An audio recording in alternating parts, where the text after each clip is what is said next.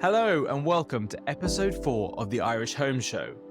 Each episode in this season, we are taking you through every stage in your house buying journey. So far, we've covered savings and mortgages. This week, I'm going to go into more detail about the mortgage application process and take you through our mortgage application checklist, everything you need to prepare before you submit your application. After that, I have a fantastic interview with Alan Purcell from CloudAccounts. Alan is going to be talking us through something that's probably quite important for about 50% of Irish home buyers out there, the bank of mum and dad. About half of Irish home buyers are fortunate enough to have help with buying a house from family or friends or extended family. For those fortunate few who have parents that are able to help out, it is a lifeline to put a deposit together or be able to get a mortgage and get a place of their own. With house prices so high, it's almost become impossible to buy without some help from family and friends.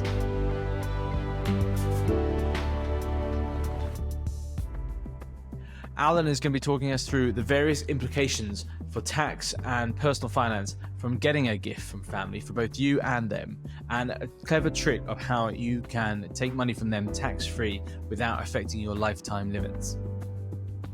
Alan, as an accountant, is also very helpful in talking us through what you might need to put together for your mortgage application if you're perhaps self-employed.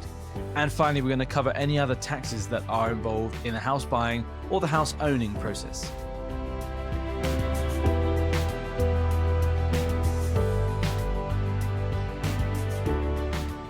Thanks for tuning in to the Irish Home Show so far. I'm Ben Thompson, your host. I'm a friendly estate agent, and I am here to help you in every stage in your journey. You can either go online to my website at irishhome.ie, where you can find all our information and guides. You can buy the Irish Home Buyers Journal. You can also find us at Irish Home Magazine on most social media, particularly Instagram, where you'll find more of our tips, up-to-date guides, and latest news. Now, let's get on with the show.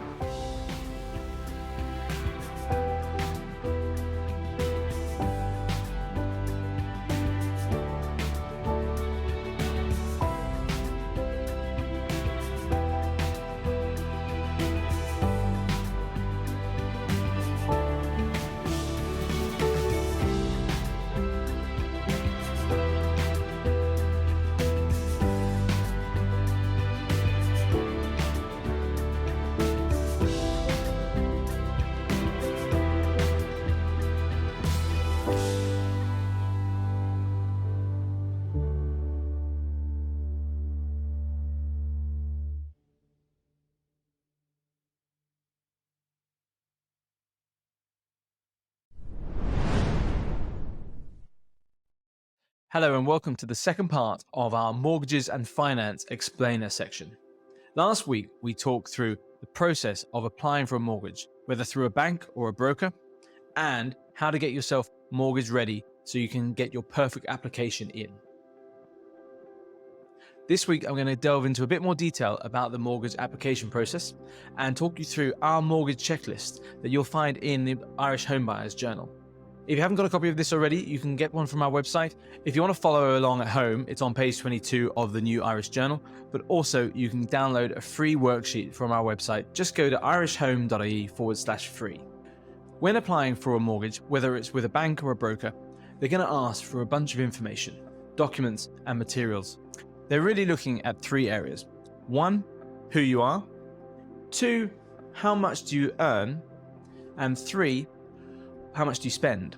As we detailed last week, the banks are trying to see how much you can afford to pay, how much you're earning and how much you're spending at the moment, and just to see if you can afford the mortgage repayments. Are you going to be a good mortgage holder with them and repay them regularly every month for the next 20 or 30 years?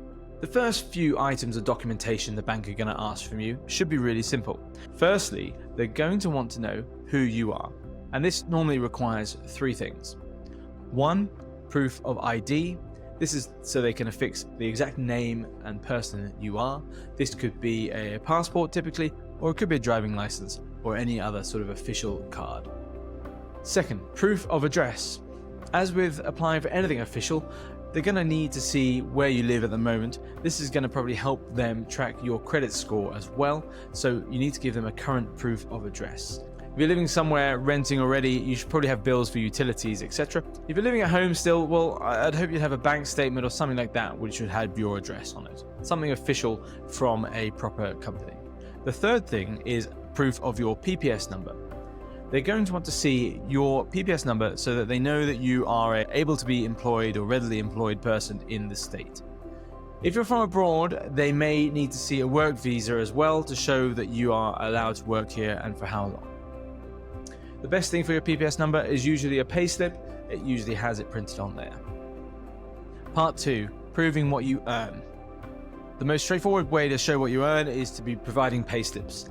They may ask for the most recent 3 to 6 months of payslips from your current employer. The second thing they'll need to see to prove your annual income is an EDS, an Employment Detail Summary. This used to be called the P60. It's now EDS, and you'll find it if you're registered with revenue.ie. You'll be able to download it from there. If you're just PAYE with your company, you may have to ask payroll, HR to find it for you. This is a detailed summary of your total income for the whole year and your various tax bands and allowances. This is probably more useful to them than the payslip, which perhaps if you're seasonal or bonus based and you have up and down in your income month by month, this allows them to see the total annual take-home pay. If you're self-employed, you're going to have to overcome a different standard of documentation for the bank. You will need 2 years of tax returns. This is the Form 11. This shows everything that you've claimed that you earned in the last year minus your expenses. You will need an up-to-date tax clearance cert. This is a statement from Revenue saying you have paid all your taxes, you don't have any outstanding or owing. Finally, they may ask you for 6 months of accounts from your business account as well. We'll talk more about this with Alan Purcell in the interview after this section. So they've asked for who you are, how much you earn, now for the tricky bit, how much you spend. The next couple of items they're going to ask you. Your bank or broker will require between 3 and 6 months of your most recent bank statements. This is just purely printed out in full so they can see everything you spent money on, warts and all. So you'll need to give them the bank statements for your main account where you're paid your income into. You'll also need to show them any bank statements for any other accounts you hold. So that might be a second savings account with your bank. It may be a savings account with a different bank. It might be a Revolut or other neobank account. It may also need to see your credit union savings account as well. Now, what are the bank looking for when they're looking at your bank statements? Well, first things first, they're going to be cross-referencing your income to see that it matches your payslips or your EDS form that you've provided already, just to see that you are getting paid what those say you're getting paid, and it adds up on a net yearly basis. But secondly, and this is the scary part, they are also going to be looking to see what your outgoings are. They're going to look at your rent payments, they're going to look at your bills, your utilities, any credit card payments, any repayments of car loans or credit union loans. They will look for childcare fees, and they're going to be trying to build up a picture of what's your income on one side and what are your outgoings on the other side. We've covered this in previous episodes. Go back and listen to those. They want to see that your total income minus your total expenses leaves enough for you to pay the mortgage. So if you're earning 4,000 euros a month net, but you have 3,500 going out on all your expenses, doesn't look like you'll be able to pay enough for a typical mortgage. Now, be aware they will take into account rent. So if you're paying 2,000 a month in rent, they're going to understand that you're not going to continue to pay that anymore once you buy the house. And so that 2,000 would be a direct correlation to what you can pay on the mortgage. So don't worry about that. Equally, savings, if you're saving 1,000 euros in a savings account and you're paying 1,000 euros on rent, again, there's 2,000 euros there. They know you have the repayment capacity to afford payment on those. It is worrying when you hand over months and months of statements to the bank, and you can pray and hope that they don't look through all the fine detail, but I promise you they do. Don't be afraid, but get yourself prepared. That's why we've said in previous episodes, and we go through in the journal and in our teachings, spend the 6 months leading up to your mortgage application getting your house in order. Cut back on unnecessary expenses, pay off any debt that you can clear, and don't undertake any nefarious activities such as gambling, Bitcoin buying, or anything else like that that looks excessive and that would worry a bank. Finally, one last detail for all those self-builders out there. You're applying for a mortgage, you're going to need to go through the same steps as any other buyer, but you'll need a few extra items of material. Firstly, you're going to have to show planning permission and an OSI map of the property that you are looking to get a mortgage on. Secondly, you're going to have a full set of costed plans from an architect or a QS. And thirdly, they'll want to see your architect or your expert's details information. Most self-builders will probably already own the land or have bought the land without getting the mortgage. It's very hard to get a mortgage to buy a plain plot of land that you're hoping to build on. So hopefully you've done that stage already and you're looking for the mortgage to help pay for the construction costs. That's it for our mortgage application checklist. That's your last step in getting yourself ready to go to a mortgage broker or to your bank to apply for your loan. Go look at the Irish Home Buyers Journal there and you'll find a free downloadable copy of that at irishhome.ie/free. Work your way through that checklist. It may take you a few weeks to request payslips or EDS statements from your employer. You may need to go through and print out bank statements from your computer or from your phone. You may need to request certain things like tax certs from revenue. Take your time, sit down and work methodically through this list. But above all, as my advice last week, go to a broker and engage their services early on. They will have their own list. This is a rough overall list. Some will come to you and say, look, that particular bank needs a particular thing that isn't here. Go to a broker early, 6 months early if you can. They will help you get prepared and get everything in order so that you can make your best application. Now, coming up next, we speak to Alan Purcell from Cloud Accounts. The Irish Home Show is brought to you by Irish Home Magazine. We're your online magazine for Irish homes and property news and information.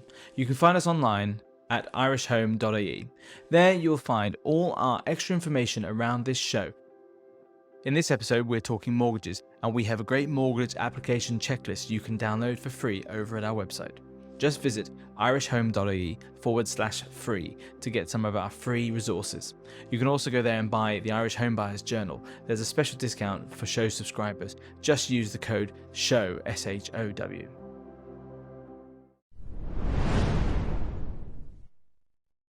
Today on the podcast, I have Alan Purcell from Cloud Accounts. He is a chartered CTA, a tax advisor. Alan, how are you? Hey, good, Ben. How are you doing?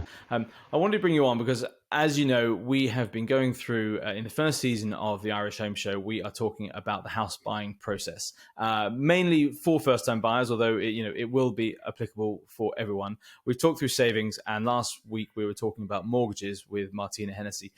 This week, I wanted to bring up a topic. Actually, you mentioned it to me online, and I thought, actually, that's something we really need to cover.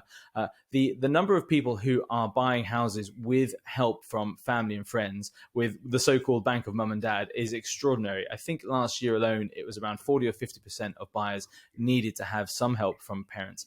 And there are some considerations involved in getting money as gifts from friends and family, and it may be tax efficient to do it in certain ways. So you thought we should have a chat about this, and I appreciate you coming on. Is it common? Is it something you deal with a lot, talking to people and advising people on lending money to family? Yeah, it's huge. And we touched on it just before coming on here that, we both know so many people who found themselves in exactly that situation where they needed to go to the bank of mum and dad. I mean, nobody likes having to do it, but unfortunately, the way house prices are going, it's only one way. And sometimes, it's a fortunate position to be in. Completely appreciate that not everybody has this luxury. You're a parent, I'm a parent. Thankfully, this conversation is probably a long way down the line for us. But, you only want to do the best you can, help your kids out, get them onto that property ladder, I suppose. And yeah, look, not everybody will be able to do it. Not everyone wants to go to their parents and beg, borrow or steal. But unfortunately, it's just the times we live in, and anyone who is lucky enough to have that available to them, there's a few kind of clever ways that you can structure some of these borrowings or gifts or whatever, way it's going, the money is going to transfer from the parent to the child, that might just help you not have a future tax bill or anything owing to revenue. And All of these are completely above board and legal. There's nothing strange going on here. It's just about having the knowledge and applying it in a certain way. And then, you might be leaving yourself with less taxes to pay in the long run, which is always a good thing, I guess. I was fortunate. We wouldn't have been able to buy when we did without family help. I think most of the younger buyers who come through my office almost always have some family help in one way or another. As I said, it's very hard to buy in this market. A lot of parents of our generation, people in their 30s, their parents probably do have quite a lot of equity in their house. They were the ones who bought in the 70s or 80s, and they're quite fortunate. So they do like to pass it down. Unfortunately, it's a great inequity that, probably half of the population are lucky enough to have a parent who can, and there's another half who can't. So it is a challenge. Anyone who is doing it on their own, I have huge respect for, and anyone that doesn't have, to help. But you coming at it, you'd think it would be the most natural thing in the world. Why can't, for all of our lives, our parents have been helping us out with money, and no more than like the present. I think everyone is sort of always looking for help from their parents. Why is it that it's not just a naturalist thing that they can just give me money? Why has the tax man got to get involved? Yeah, it's a contentious one for a lot of people, because the way people kind of think of it is that my parents, they've worked hard, they have generated income, they've paid income tax, PAYE, the whole way along. Yeah. So this money has already been taxed. And now when they try to pass it on to the next person, to their child, the taxman has a look at it and says, well, we might want to take a piece of that as well. I suppose the counter argument to that is, and I'm not sticking up for the revenue here at all, is that revenue are probably deeming it to be income that's not being earned by the child. It's just being handed over. Now, with that in mind, they have thresholds that exist, that certain amounts, certain values can transfer from people to other people. There's categories, and we'll touch on that in a minute. So it's not necessarily always parent to child. There are other relationships that come into the fold as well. But yeah, as I say, it's contentious. It's been taxed once. So you would think in an ideal world that money the tax has been paid in it. It's free to go. Very hard to avoid it, which is the whole name of the game. But I suppose, look, there's three categories really, Ben, that apply and need to be kind of considered for this. So with gift tax or capital acquisitions tax, same thing, different names. There are three categories. You've got category A, B, and C, and they're literally called A, B, and C. I'm not just making these up. A is a parent to a child. B is pretty much a blood relative. So you're talking siblings, grandparents, aunt and uncle, that kind of thing. Yeah. And C is what they call not A and B. So pretty much strangers. So you and I guess, will be category C. And then there's different thresholds that apply to those categories. So these are all what are called lifetime limits or lifetime thresholds. So category A is €335,000. And that's not 335,000 euro per parent. Unfortunately, it's 335 grand cumulative from both parents. And that's whether it's a gift or whether it's an inheritance that you take from them, when they pass. This is something I actually only realized recently. So say if your family have been very generous during your lifetime and given you money to help to buy a house or etc. When unfortunately one or both of them pass away, that 335,000 euros is a lifetime cap. So you may have gone over it during their life, or you may be close to it, and then if in their passing you inherit their estate, maybe it's it could be a 4-bed suburban house in South Dublin where I'm based, and you'll be well over the limit between two siblings. You're going to blow right through that tax threshold. So it's not just what they give you during sort of their lifetime; it's also the when they pass away, unfortunately, what is coming through the program. Exactly, yeah. And look, I've heard of parents that have given gifts to their children to pay for the wedding, or a whole host of other things in between. And technically speaking, that's also a gift, and that in the taxman's eyes is probably taxable income. So it's a kind of it's a hard one. And as I say, that threshold of 335 grand, you mightn't be in a position to say take a gift of that in cash from your parents to purchase a home. Some people will, obviously, most people won't. But then, as you say, if you were to inherit a 4-bedroom home and family sizes are getting smaller and smaller, previously where you had 8 siblings in a family and the house wasn't as valuable because it was older times, then this wasn't an issue. But now you could easily blitz through 335 grand on the inheritance of a property, and what you end up having there is the property usually having to be sold, especially if there's 4 siblings or 2 siblings who who can't decide what to do with it, sell it and pay the CAT, and away you go. So yeah, it's an awkward one. But then I suppose, that 335,000 threshold, you might be thinking is not very high, but when you come down to the next category, it's only 32,500 category B from blood relatives. So again, if you had a grandparent or an uncle or an aunt that you get on very well with, and that they say, I want to help out little Johnny or little Mary and try and get onto this property ladder, 32.5 grand is quickly going to be blitzed through or run through, particularly if you had 4 grandparents who wanted to help you out. That's now 8,000 each, doing simple math. So it quickly can go. And again, that will be on an inheritance or a gift. And then when you come down to category C, which is strangers, it's 16,250. Now, I don't know too many strangers who are going to give me 16 grand, but it's just one of those things. And as I say, it is lifetime, it's cumulative, and it can, once the threshold has been exhausted, that's it. You're now on the hook at the CAT or gift tax rate or inheritance tax rate of 33%. So that's high. I think that's known that it's high.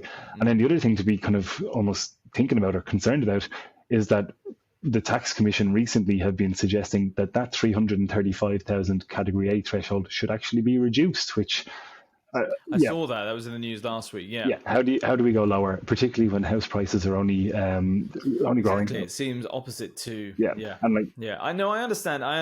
They are using it as a tax. They do sort of claim it as unearned income, and it is important. Inheritance taxes are important for the state to function, I guess. But no, it is extremely tough, as you say. If it's a family where there's just 2 siblings and they sell even a modest sort of Dublin home, you're going to be well over that limit.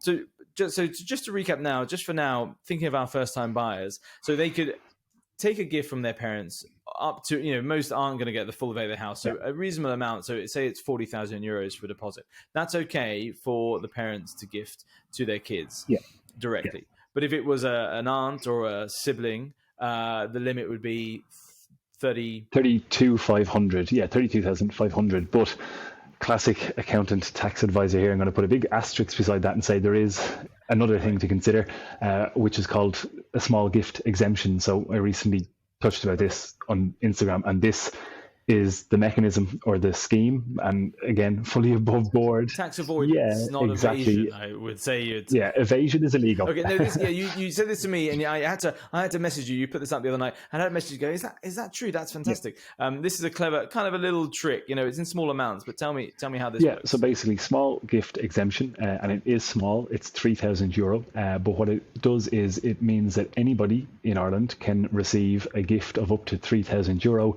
from anybody in a year. So I can give you, and I'm not going to, but I could, €3,000, and there is no declaration to be made to revenue. There is no tax to be paid on that 3,000. It is yours to do what you will with.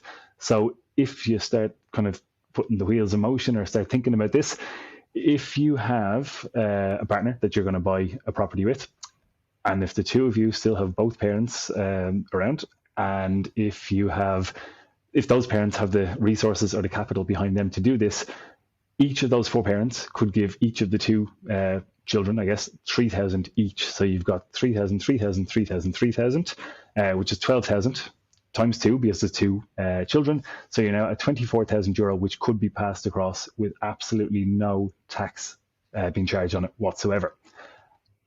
And that doesn't affect your lifetime inheritance limit of It doesn't. So when I was saying about the category C threshold, 16,250, that I could give you 16,250, Ben, and provided no other stranger has ever given you anything before, you could not pay tax on that. I can actually give you 19,250 by adding in the €3,000 small gift exemption, and then you don't have to do any or make any capital acquisition or gift tax payment on that.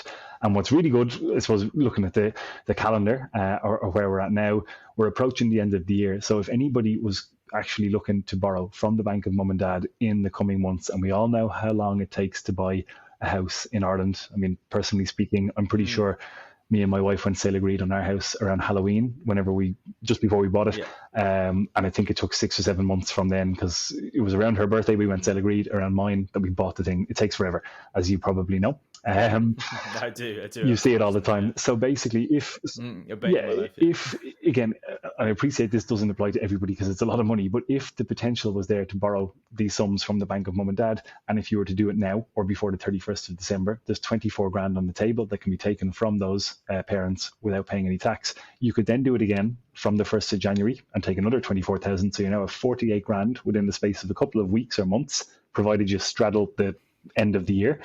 And not 1 cent of that 48 grand will go to revenue. It goes directly to the kids and then on to obviously whoever is selling the house.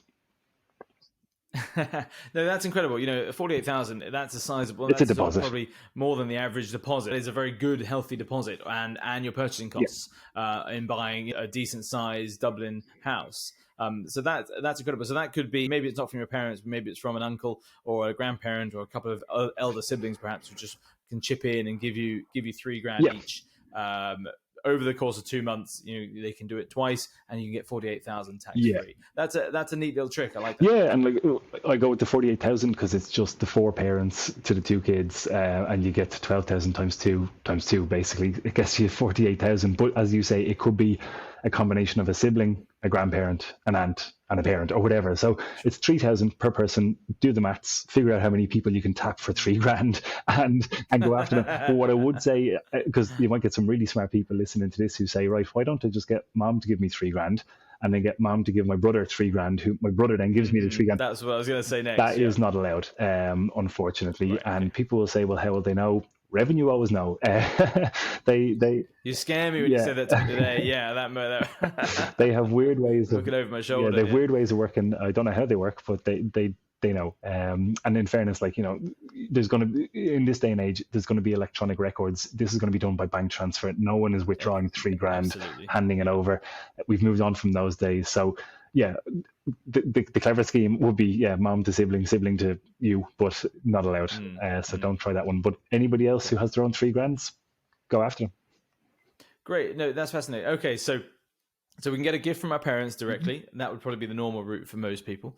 If that's not possible, then you can do this $3,000 small gift limit as another alternative from either friends and family or indirect family. And what I'd just say as well on the parents, say if the parents were like, look, we've got 50 grand, we want to give this to you, try and schedule it so that you're taking, mom gives you $3,000, mom gives the partner $3,000, dad gives you $3,000, dad gives the partner $3,000, and do that again in January or February, just so that you're protecting your long-term lifetime limit, that 335,000 threshold that I mentioned before, because that 50,000 amount, mom and dad can give you that tomorrow, and you won't pay any tax on it, but it gets subtracted from your 335,000 lifetime threshold that you can receive from your parents. So that would reduce it to 285 in that example. And then in the future, all likelihood, unfortunately, on their passing, you might inherit the house.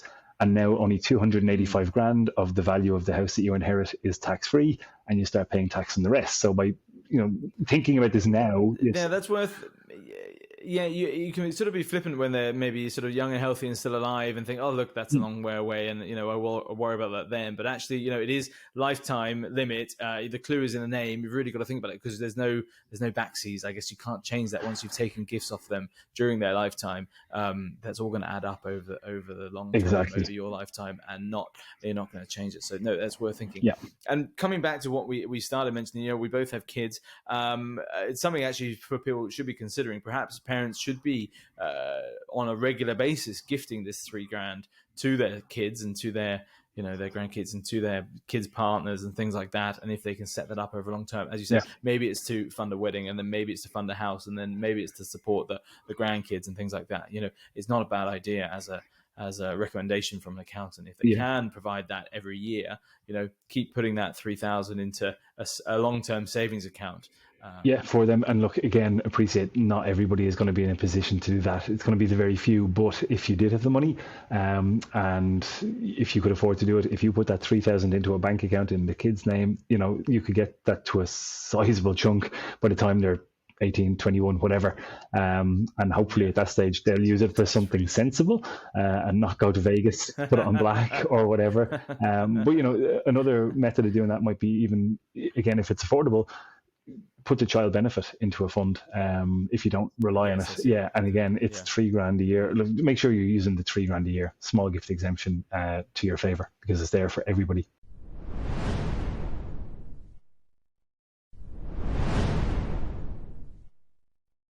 Now, one last thing I wanted to ask you, Alan, is sometimes you hear about people not just gifting money, but also actually formally signing a loan with their parents. Why do people do that, and how does that work? This came up recently, I think in the last year or so, that the Department of Finance were saying there should be interest charged on loans provided by parents to children, maybe to purchase a house, and that there'd be a tax implication on that. And there was absolute uproar because, again, we all know the money needed is to buy a house is just substantial. And I think somebody sat down and did the maths, and they realized that the tax revenue that would be generated from this was so small that it wouldn't be worth going after. It would just cause so much paperwork, confusion and uproar, and eventually it got canned because, again, this small gift exemption came into play that people were saying, well, if the parent loans them even $100,000 and they charge 1% interest on that, that's $10,000. If you start taking off the small gift exemption from the two parents, that's $6,000. That brings it down to $4,000. But if there's two people in play here, that's actually $12,000 of a small gift exemption. So there's nothing to see.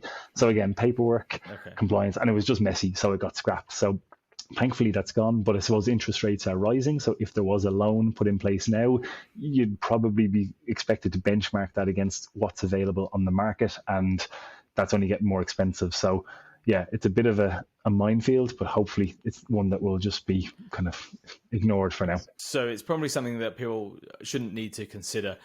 Just take a straight gift from your parents or family. Easy, yeah. Don't worry about interest rates. We touched on inheritance there, and if someone inherits a house off the family, they will quickly go over their limit if it's a sizable house. But what happens if, say, one of the kids have been living in the house for the duration of their life, or for the last couple of years? Perhaps they're there looking after mum or dad in their later years. Is that not something that they can avoid getting a big tax bill, possibly having to forcibly sell the house because of it? Yeah, there is. It's a very specific tax relief. It's called dwelling house relief, to give it its formal title, and it's not going to, again, apply to everybody, but if it does apply, it's very worthwhile taking advantage of, because you could inherit a house completely tax-free. So how it works is the person receiving the inheritance cannot have an interest in any other home, and then they have to be living in the house for the 3 years prior to the inheritance, and then they would need to keep it as their main home for the 6 years post the inheritance. So there's a sizable chunk of time here, but there's a lot of rules. Yeah, okay, and that's why it won't apply to everybody. But where this particularly would apply would be maybe you might have an only child who's looking after an elderly parent, or another example could be, you might have maybe one or two siblings, one of whom is set up, they're on the ladder, they've done well for themselves, or whatever it might be the circumstance, and the other person may have stayed at home to look after a parent, or just didn't have the opportunity to move out of home. And if they get the sibling on board and say, look, there's a way around this, we'll talk about money later on, or I can give you $3,000 a year tax free for the rest of your life or whatever, as a reward, then you should be looking at this. It's very morbid. I know a couple of people who are kind of in this situation, and I'm with my tax hat on thinking to myself, I really should tell them, don't move out, stay where you are, because you could save yourself an absolute fortune, particularly when we go back to that Group A threshold, $335,000. If you inherited a house in Blackrock that's worth $1.5 million, $2 million, whatever, and you're the only person living there, you've lived there for 3 years, and you keep it for 6 years after, again, not 1 cent goes to revenue. And why would you leave? Not to encourage people to stay just for that reason. No, but it's probably happening more and more often as people in their 30s are still staying at home these days, more and more common. And parents are getting older. They probably are getting into their twilight years, and maybe the 30-something-year-old should stay on and stay in the house. It might be worthwhile if it's only a few years. And this is just called tax planning, and it's just knowing the rules. And there's millions of rules when it comes to tax in Ireland, and you could never know them all. But knowing these small little, that's why there's people like well, I just want to get that information out there, to be honest with you, because if somebody leaves that house with a month to go and then realizes, oh Jesus, I could have actually avoided paying hundreds of thousands of inheritance tax there, then happy days. Let's try and help people find that out. So, Alan, one other thing that comes up quite a lot, we were talking about mortgages last week. I'm finding more and more people are self-employed these days, whether they've started their own business or perhaps they have a side business that's earning them some money.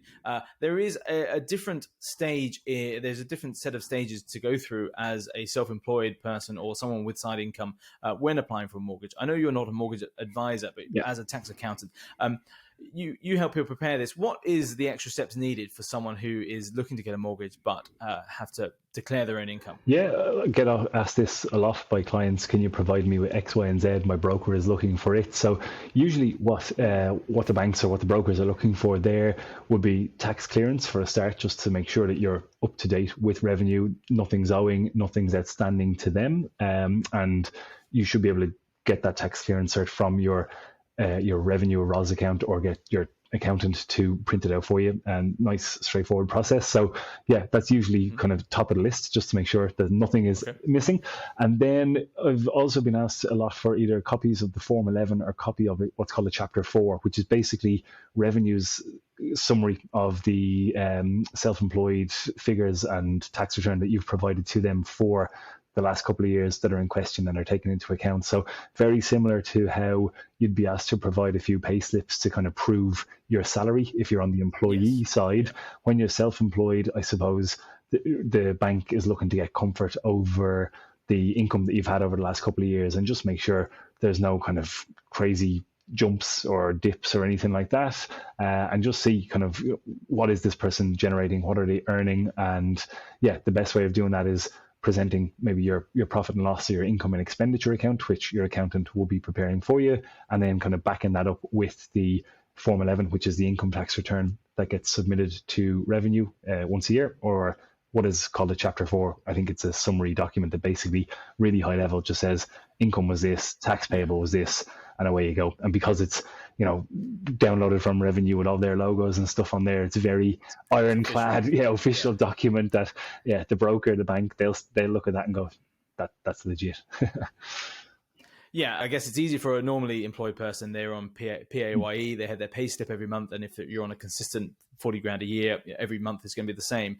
I appreciate for a self-employed person, there may be variance, it may go up and down each month, it may be seasonal. You may have had a fantastic year this year and you want to capitalize on it by getting a mortgage. I think the rule of thumb is they're going to look for at least 2 years of your Form 11 or your Chapter 4 and go back through those to make sure your business is consistent and you just haven't had a fluke year selling something this year. Yeah, and off the back of the last couple of years as well, you're going to see a lot of people who've had obviously a bit of a dip off the back of COVID and not been able to run their business. So you might actually get a couple of banks who could potentially turn around and say, well, we want to see what was happening before COVID, because, hopefully you're going to get back to that position again. So like all these documents, they live within your revenue, your ROS profile, and an accountant or your tax agent should be able to get them for you. Or if you're doing it yourself, they're all in there. Download them PDF and provide them across to your broker or to your bank, and that should be fine. And the only other one thing I've ever seen requested was a list of like charges and payments. It was basically just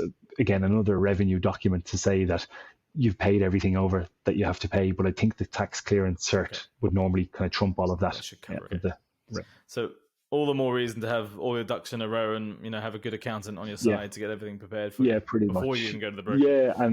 Again, the final thing I think will be you might get requested a letter from your accountant just to say everything's up to date, or just certifying the accounts to say I prepared these accounts, I'm a qualified accountant or a chartered accountant, and these numbers are correct. So again, that might be asked, but once you have those documents, everything lined up, hopefully that will get you over the line. I know we are talking about the buying process at the moment, but everyone is buying with a view, perhaps at some point, look, I'm going to sell this house. You want to buy a house that's in good standing, that just in case you need to sell it later. Maybe people are buying a starter home and they think, look, we'll start here and we'll move up the ladder later. What's the tax implications when I sell my house that I'm living in? Yeah, well, once you only have the one house that you're living in, that's what's called your principal private residence, and basically revenue don't charge any capital gains tax on that. So theoretically, you could buy you could have bought a house in Blackrock at the bottom of the crash, let's say for 200 grand, and you could sell it now at the peak of the market for, I don't know, 2 million, making up numbers here. And provided that that's your principal private residence, again, there will be not 1 cent of capital gains tax to be paid over to revenue. Now, the only thing to consider there would be if maybe you went overseas and rented the property out for a while, if you weren't living in it, if you had a second home for whatever reason, you moved down the country and it's not your principal private residence, you're going to need to do a calculation and pay capital gains tax on the period of time that it wasn't your principal residence. But provided you've lived there all along and that's always been your home, then you're not going to have any concern.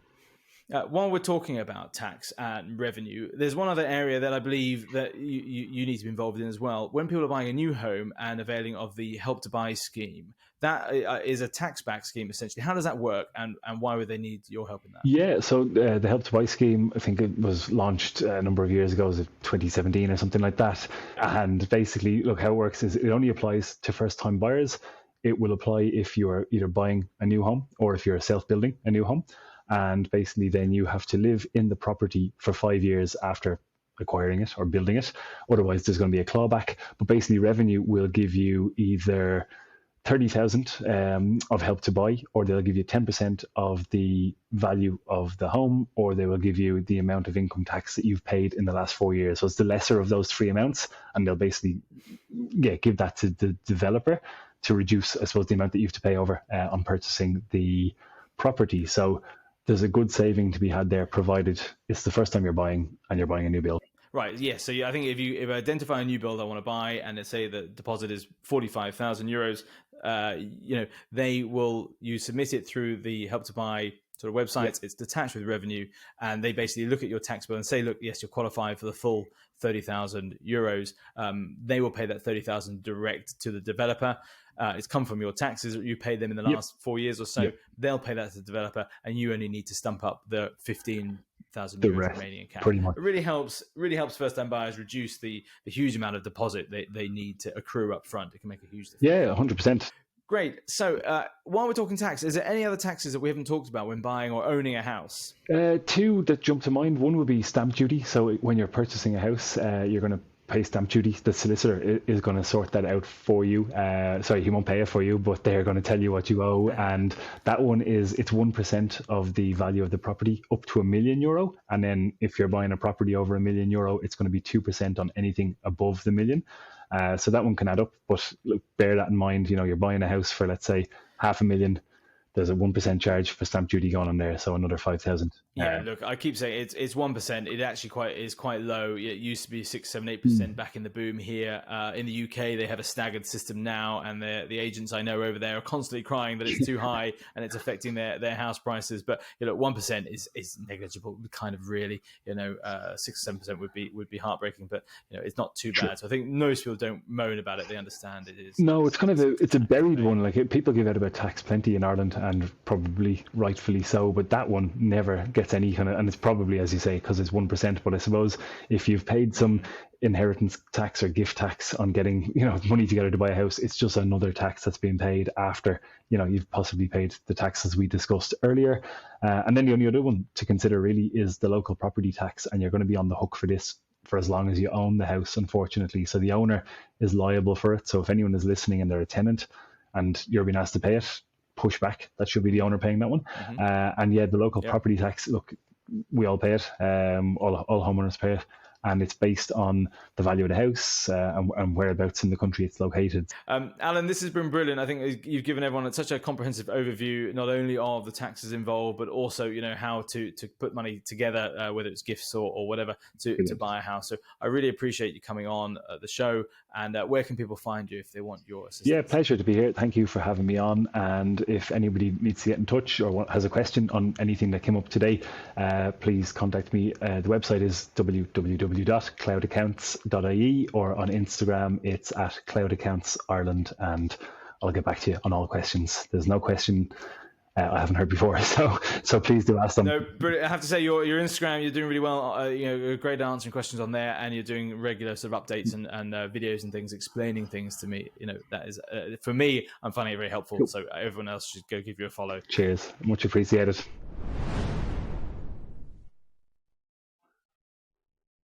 Have you thought about mortgage protection? Probably not.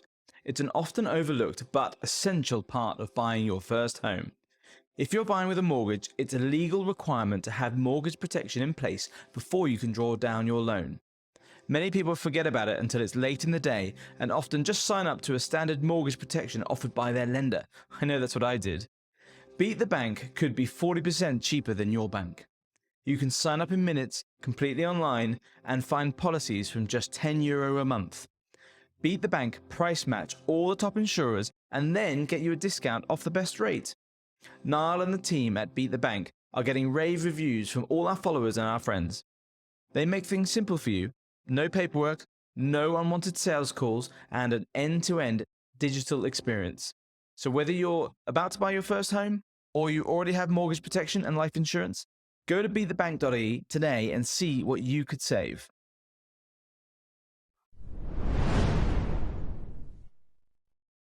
Welcome back, and now it's time for our In, Out and Away feature.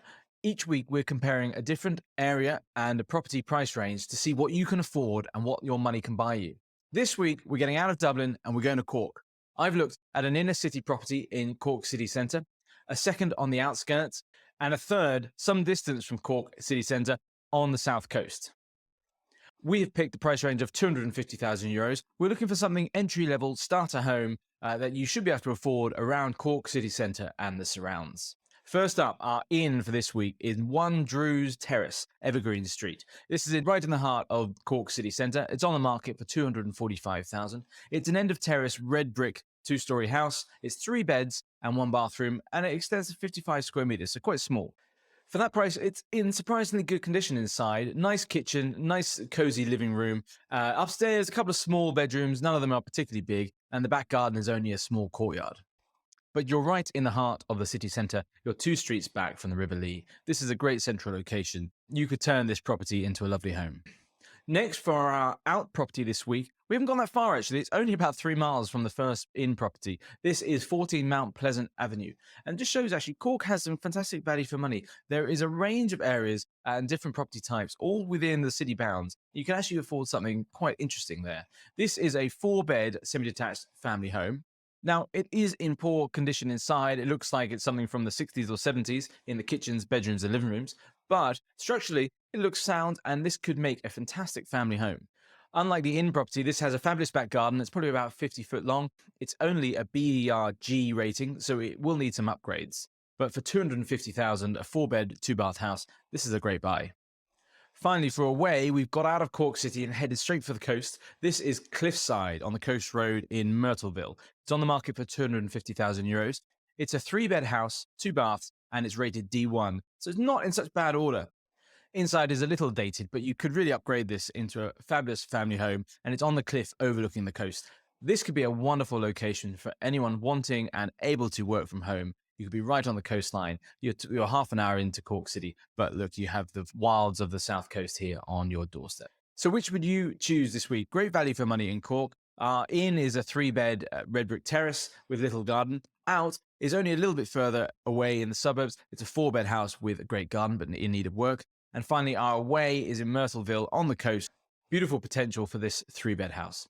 Tell me in the comments and our social media and vote which one you would choose. So for new home versus old home this week, I've picked some fun choices here. Both are in towns just 20 minutes away from Cork. The first, our new home, is in Kilworth, which is just outside Fermoy. This is just 20 minutes up the M8 from Cork. The scheme is called Monterey, and these are 2, 3 or 4-bed family homes, newly built and going to be finished in February 2023. Prices start for €285,000, that's probably for a 2-bed, and up to €325,000 for a 4-bed.